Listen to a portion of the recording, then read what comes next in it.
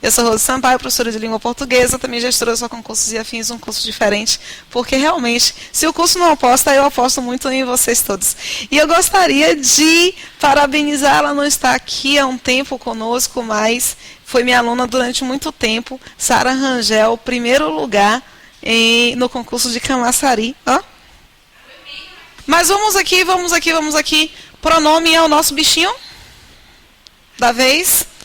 Aprender pronome, aprender muita coisa, gente, da nossa prova. Da nossa prova, Clarice, você quer fazer o favor de parar de abusar?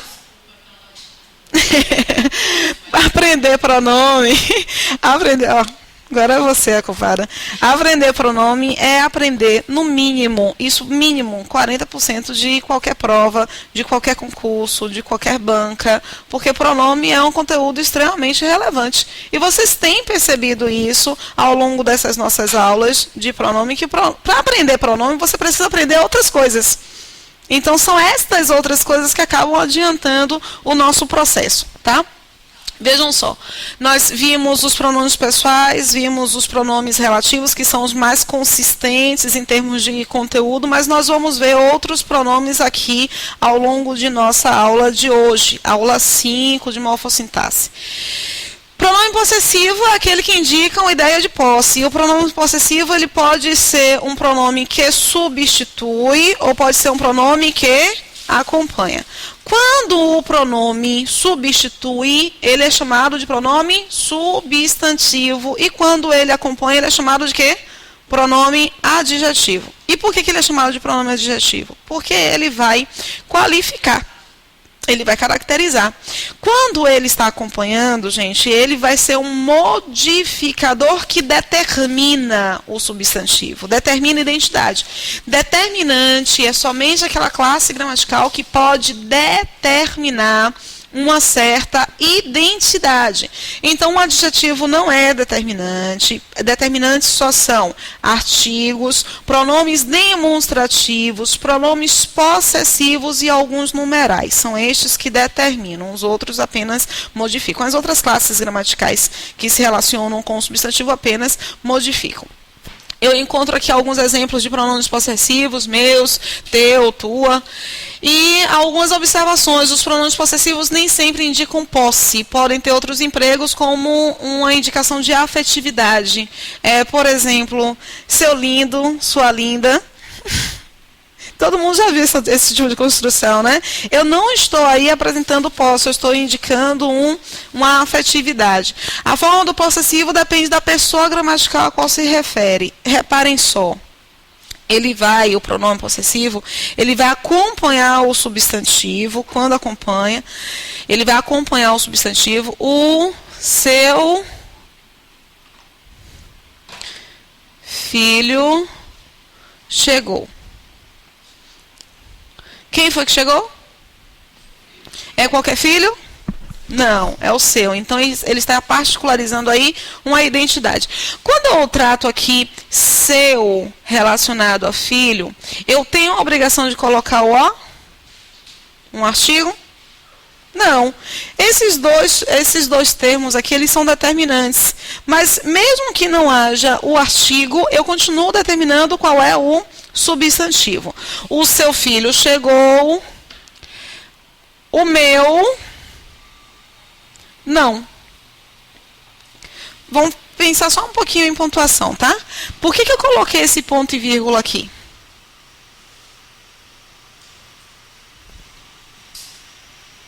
Para evitar o silêncio constrangedor, eu mesma respondo, né?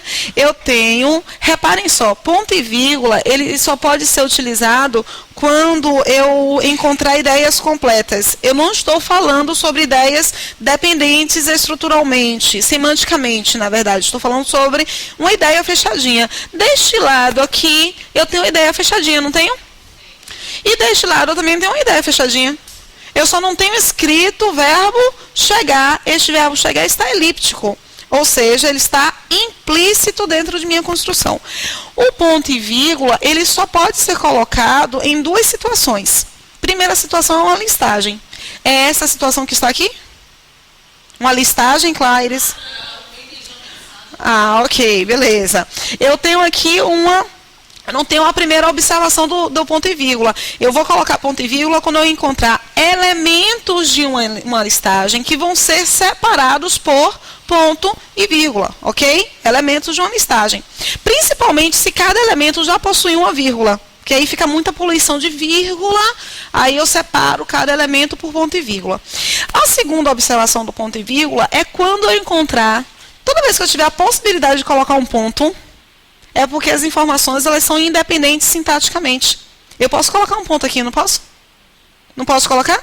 Posso colocar. E é por isso que eu posso colocar ponto e vírgula, porque eu tenho duas mensagens independentes sintaticamente uma da outra. Eu preciso aí das duas estruturas por causa de um valor semântico e não por causa da dependência sintática. Belezinha? Belezinha? Posso ir, não posso? É justamente por causa dessa independência que eu não posso dizer que o meu está acompanhando a palavra filho. Porque a palavra filho que foi suprimida aqui é o mesmo filho que foi escrito aqui? São filhos diferentes. Então, se são filhos diferentes, esse seu, que é um pronome possessivo, ele está aqui para acompanhar. Então, um pronome adjetivo que concede para o substantivo um valor possessivo. E aponta para no caso, como nós utilizamos o você, somente a estrutura não dá para perceber se eu estou tratando de fato da segunda ou da terceira pessoa do discurso, beleza? Mas como nós utilizamos você, eu quero aqui me referir a uma determinada pessoa e por isso é o você que estou utilizando. Esse seu, por conseguinte, nos remete a uma segunda pessoa do discurso apresentada pelo você, belezinha? Posso ir, não posso? Esse aqui é um pronome, ele também é possessivo, só que ele está aqui funcionando para substituir. Então, é um pronome substantivo, com valor de posse, beleza? E este valor de posse remete a qual pessoa do discurso? A primeira pessoa do discurso. Reparem só, está se relacionando com o termo filho, está acompanhando. O meu não está substituindo o eu, está se referindo ao eu e substituindo filho. Belezinha? Deu para entender direitinho, não deu? Então vamos lá.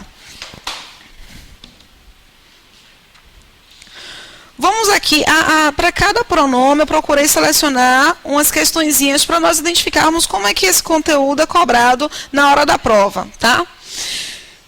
Aceitas por todos, assumiram a função de moeda, circulando como elemento trocado por outros produtos e servindo para avaliar-lhes o valor. Eram as moedas mercadoria. O gado, principalmente o bovino, foi dos mais utilizados. Em servindo para avaliar-lhe o valor, o pronome lhes, que retoma outros produtos, equivale em sentido ao pronome seu. Eu adoro essas questões de estilo CESP, gente. Porque às vezes a gente lê, a gente não consegue entender o que é que ele perguntou. São questões interessantes para fazermos o treinamento de interpretação de texto para compreensão de gramática, ok? Eu falei sobre o li. Lembram que eu falei sobre o li? Em pronome pessoal, do caso oblíquo. O li, quais são as posições possíveis para o li? A primeira posição que nós vimos foi a posição de objeto indireto. A qualquer objeto indireto? Não. Aquele precedido pela preposição a ou pela preposição para. Tem que ter uma dessas duas preposições para poder ser substituído. E tem que ser um elemento que está recebendo uma determinada ação, tá? Por exemplo, dou-lhe presentes. Eu estou dando presente, quem está recebendo? O li. Não é o li que está recebendo? Assisto-lhe. Pensando no filme, eu assisto ao filme. Vejam aí que o verbo assistir, ele tem a preposição a.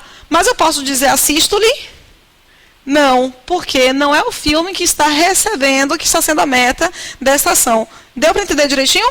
Então, é bom que nós tenhamos cuidado em relação a determinados conceitos que não são tão amplamente digeridos por nós, e aí nós tomamos como verdades absolutas e não avaliamos determinados contextos para analisarmos o conceito. Nós temos que avaliar sempre o contexto e tentar digerir o conceito de uma forma mais efetiva. Ele vai ser aqui objeto indireto, ele vai poder ser um complemento nominal, não vou me aprofundar porque nós já nos aprofundamos nesses tópicos aqui, tá? É só dar uma assistida na aula 1 de pronome, equivalente à aula 3 de morfossintaxe. E aqui ele pode ser um adjunto adnominal. Quando ele é adjunto adnominal, ele equivale a um pronome, ele tem valor de pronome possessivo. Olha, eu não posso dizer que ele é um pronome possessivo, eu tenho que dizer que ele tem valor de pronome possessivo, belezinha? Quando é que nós vamos perceber isso nas construções? Eu apresentei a construção, salvo engano, acariciou-lhe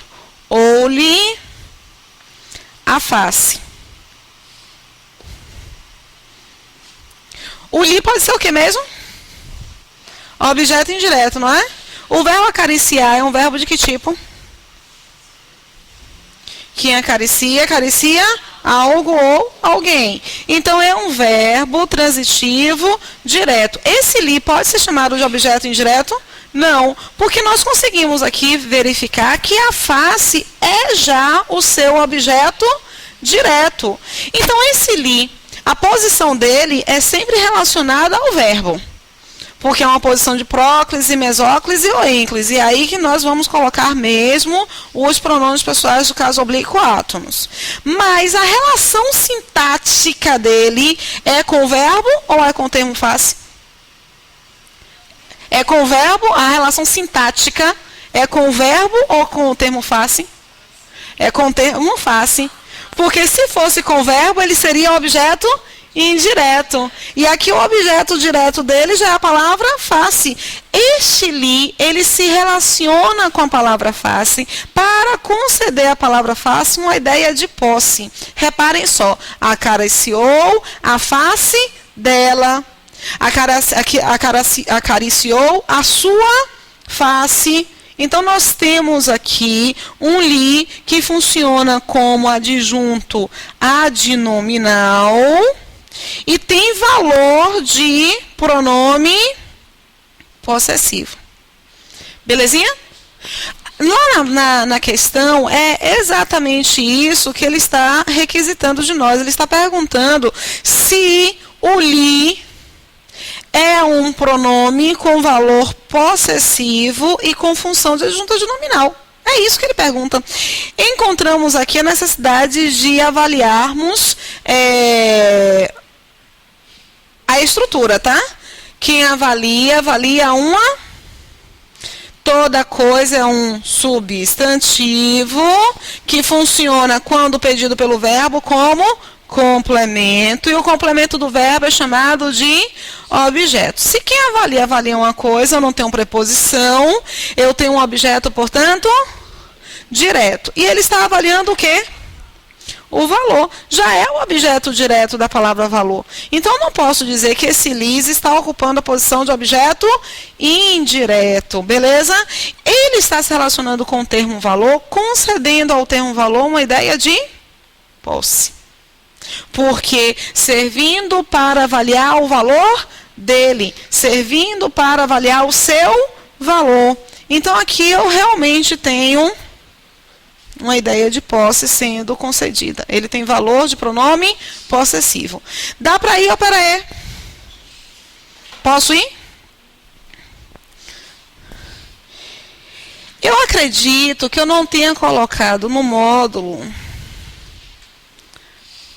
mas porque são muitas pequenas informações que eu julgo mais como curiosidades ou como aquelas questões. Você tem 10 questões na prova.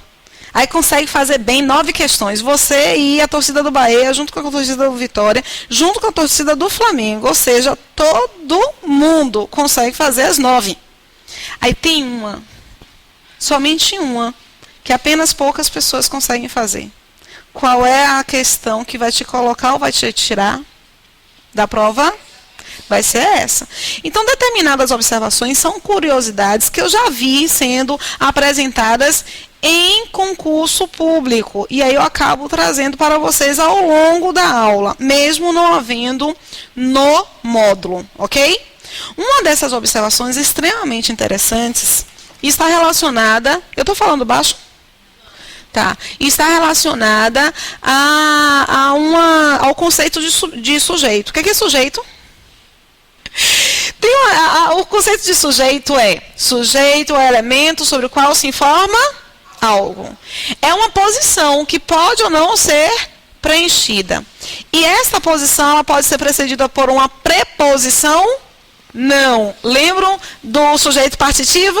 Metade dos alunos chegou. Os alunos não é o sujeito porque está precedido por uma preposição. Só que como eu acabei de falar para vocês no início da aula, determinados conceitos eles precisam ser bem digeridos. Porque às vezes alguns contextos mudam toda essa observação. Esse conceito está atrelado também ao outro conceito de pronome pessoal, que é aquele que identifica que um pronome pessoal do caso reto, ele ocupa a posição de sujeito, predicativo e vocativo. E um pronome pessoal do caso oblíquo ocupa a posição de complemento. Não foi isso que nós aprendemos? Inclusive, o livro, a construção, o livro é para me ler. Aí você olha e ainda fala, oxi, vixe, tá errado. Mi não faz nada. Ó o preconceito que nós todos usamos. Mi é linguagem de índio. Todo mundo já escutou isso? Pois é. Essa construção ela está inadequada. Ok, está inadequada mesmo. Porque o livro, quem é que vai ler o livro? Eu. Beleza. O que nós temos em relação a macete? Macete é a desgraça de nossa vida, eu já disse para vocês. Nós precisamos escutar o macete e entender o macete e compreender, inclusive, que o macete não é para qualquer contexto. Beleza? Ok. O macete diz assim, que depois de uma preposição e antes de um verbo no infinitivo... Para quem não sabe, verbo no infinitivo é a forma natural do verbo com a presença do R. Eu utilizo eu. Aí você olha uma e diz assim, pô, bicho, toda vez que eu tiver... Vou parar de xingar, já disse isso, né? Puxa vida! Toda vez que eu encontrar uma preposição e um verbo no infinitivo, eu coloco eu. Não é isso? Esse é o macete. Aí você encontra a construção. É importante para ler o livro. O que eu vou colocar aí? Sem ler a construção, eu vou pensar no macete. Estou errada? Sem ler a construção, a gente pensa no macete. A gente pensa assim, eu tenho uma preposição e eu tenho um verbo no infinitivo. O que eu faço? Utilizo o eu. Só que depois que a gente para ler, nós percebemos que podemos utilizar? Aí nós entramos naquele processo de que em português tem mais exceção do que regra, mas isso não é exceção. Essa é uma regra. Quando você coloca esta frase em ordem direta, você coloca da seguinte maneira. Ler o livro é importante para quem? Para mim. E aí nós conseguimos perceber que este mim não é sujeito do verbo ler. É complemento do termo importante. E o pronome pessoal do caso oblíquo, ele pode ficar na posição de complemento. Belezinha? Deu para entender, não deu? Aqui em cima, Eu utilizo eu porque é o pronome pessoal do caso reto que vai ocupar a posição de sujeito. E neste caso, ele está ocupando a posição de sujeito. Mas o sujeito é o elemento sobre o qual se informa algo. É uma posição que não pode ser precedida por uma, salvo quando for sujeito de um verbo no infinitivo. Nestes momentos, eu vou escrever, eu vou fazer melhor. Nestes momentos, eu posso ter um sujeito precedido por preposição. Beleza? Vou trocar aqui de slide, pode?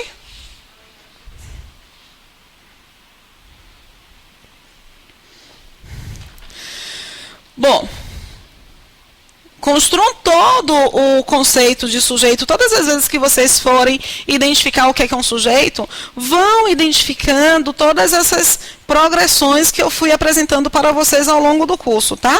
O que é sujeito? Elemento sobre o qual se informa algo. É uma posição.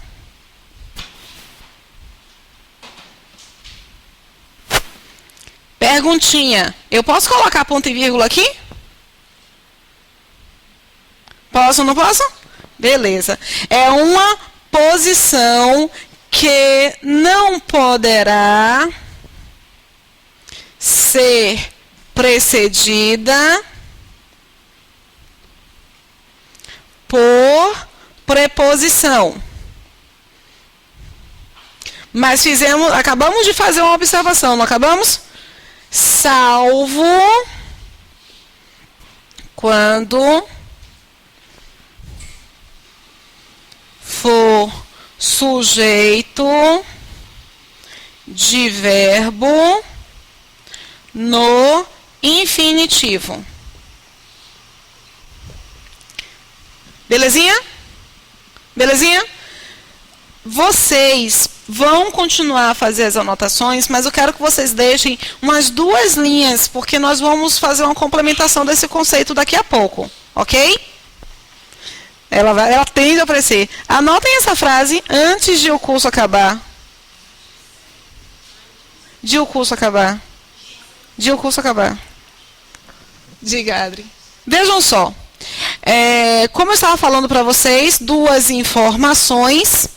A informação de que o curso, antes de o curso acabar, e ela tem de nos visitar. Eu encontro aqui 2 informações e cada informação tem o seu sujeito. Eu não vou encontrar 2 palavras exercendo, a mesma palavra exercendo 2 funções sintáticas, ok? Eu tenho uma palavra exercendo determinada função e em outra construção, outra palavra que vai representar aquela função. Não uma palavra com 2 funções sintáticas, beleza? Eu encontro aqui acabar, que é o meu verbo, e o curso, vocês viram que é o sujeito. E o que é sujeito? É um elemento sobre o qual se informa algo. É uma posição que não pode ser precedida por preposição, a não ser que seja um sujeito de um verbo no infinitivo. Combina perfeitamente com o que nós acabamos de verificar em relação ao sujeito, não combina? Beleza. O que nós temos que observar aqui, e foi o que Micheline falou para mim, Rose, será que esse de não deveria ser colocado com do? E lá na prova, se nós encontrássemos uma questão de estrutura correta, incorreta, antes do curso acabar, ela tem de nos visitar, vocês diriam que essa contração ela está correta?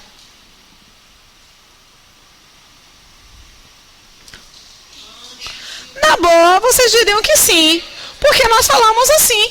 Se fosse assim, você diria que está incorreto ou correto? Correto. E ainda ia ficar achando um absurdo o gabarito indicar que essa estrutura está incorreta. Como é que pode? Eu não estou vendo nenhum erro. A ESAF faz isso. Coloca somente um erro desse tipo. e quer que você enxergue este rio. Por que que isto aqui está errado? Eu falei com vocês que vocês iriam voltar a preencher aquele conceito, não falei?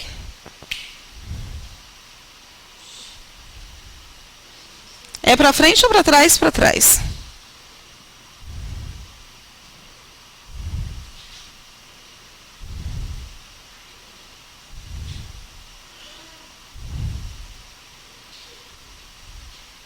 Eu apaguei o conceito, Fê?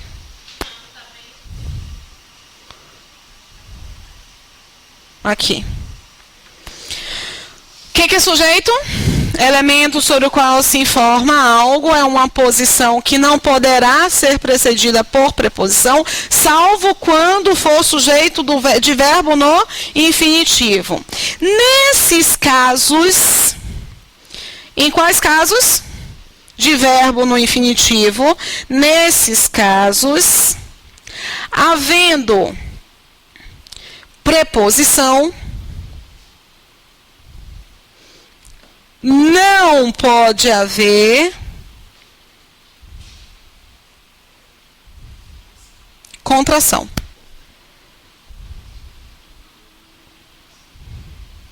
Para respeitar a observação inicial de que sujeito não pode ser precedido por preposição. Existe uma preposição ali. Então, para respeitar a posição de sujeito, não pode haver uma contração. Nem com artigo, nem com pronome. Nenhum tipo de pronome, tá? Não pode haver contração. Entre preposição e artigo, preposição e pronome demonstrativo, preposição e pronome pessoal. Aí eu volto aqui para o exemplo. No exemplo, é porque tem 2 slides. Antes de o curso acabar, se no lugar da palavra curso eu encontrasse o termo ele, não pode ser dele. Tem que ser antes de ele acabar. E vejam que eu solicitei que vocês anotassem, porque coincidentemente, na minha fala, eu acabei percebendo que eu não fiz contração. Porque depois que nós internalizamos determinados procedimentos, é difícil nós voltarmos atrás, tá? Então, normalmente, quando eu encontro uma estrutura na posição de sujeito, de um verbo no infinitivo, e este sujeito precedido por preposição, eu já não faço contração. E já não é proposital, é mesmo por internalizar a regra. Eu não posso colocar antes dele. Se fosse antes de aquele curso, eu não posso colocar antes daquele. Eu tenho que colocar antes de aquele curso. Depois você acha o máximo. Depois que internaliza, fica massa. Ai, você acha tão chique, gente, falar isso assim. Posso ir? Posso ir ou peraí? Nós temos várias observações relacionadas a sujeito de um verbo no infinitivo e que estão conectadas às observações dos pronomes. A outra observação está relacionada àquele conceito que eu falei para vocês do pronome pessoal do caso reto. Este vai ocupar a posição de sujeito, enquanto o pronome pessoal do caso oblíquo ocupa a posição de complemento. Não foi isso que nós falamos? Nós podemos encontrar um sujeito pessoal do caso oblíquo na posição de... um pronome pessoal do caso oblíquo na posição de sujeito?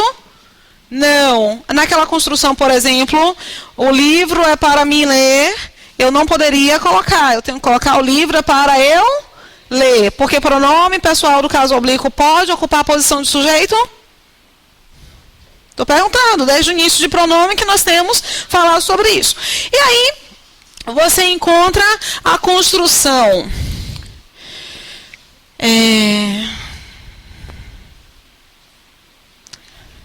Deixe-me viver.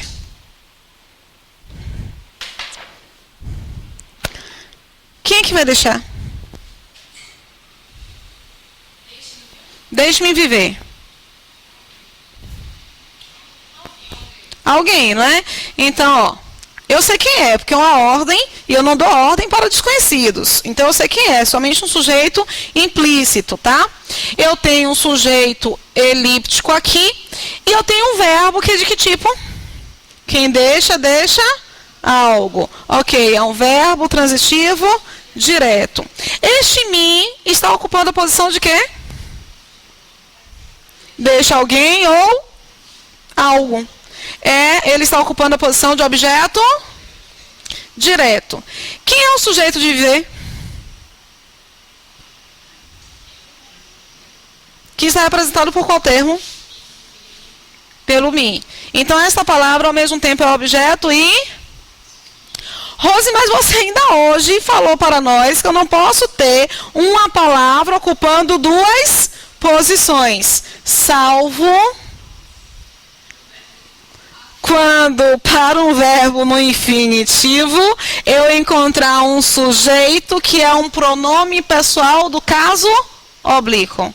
É um momento em que o pronome pessoal do caso oblíquo pode sim ocupar a posição de sujeito e objeto. Embora nós peguemos o conceito desde o início que nega justamente tudo isso, né? Por que eu chamo a atenção para esse processo? A ESAF é ótima para inovações. A ESAF uma vez colocou numa prova qual era a construção que apresentava um sujeito causativo.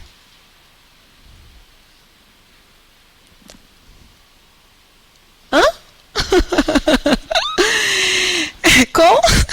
Gente, estou querendo saber de vocês o seguinte. Deixe-me viver. Eu só vou viver se alguém... Então, esta ação, ela vai gerar outra ação. Esta ação de deixar vai causar outra ação. Deu para entender? Deu para identificar? Somente quando nós encontramos um verbo causativo é que nós podemos identificar um pronome pessoal do caso oblíquo na posição de sujeito de um verbo no infinitivo. Ou seja, a observação relacionada ao verbo no infinitivo é uma observação extensa, relacionada aos conceitos de sujeito. Vamos aqui avaliar o nosso conceito de sujeito? Vamos, gente. Vamos.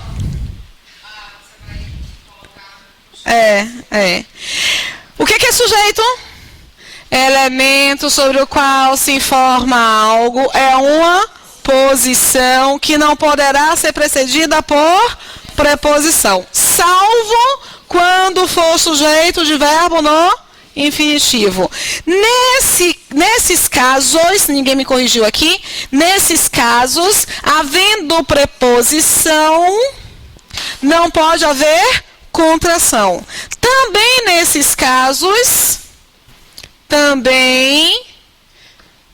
em tais casos, para não ficar com a estrutura muito igual, em tais casos, um pronome pessoal do caso oblíquo